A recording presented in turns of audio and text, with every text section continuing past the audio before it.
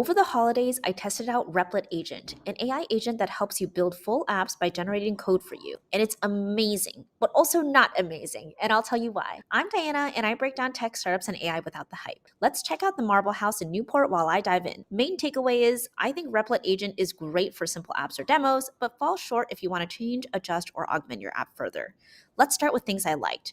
First, we all really have to take notes on how to build an amazing experience for AI agents.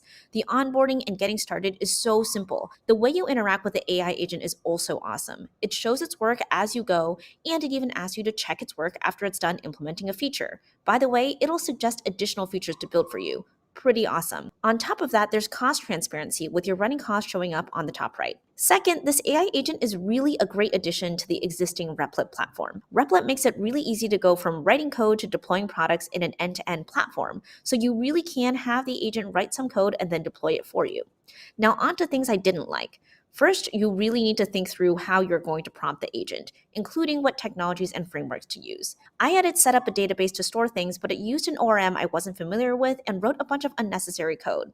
This kind of verbose code is harder to debug and doesn't follow the mental models that I'm personally familiar with when looking at code. This also means when you want to make changes, you have to first learn the code base it wrote for you before making changes.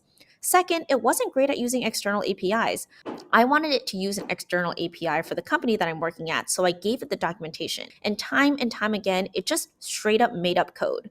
The time it took me to fix it was actually longer than just writing the code myself. If you're going to use Replit Agent, I would stick to smaller projects to start, or at least build things incrementally, rather than having the agent go ahead and build a complex product from the get-go using just a prompt.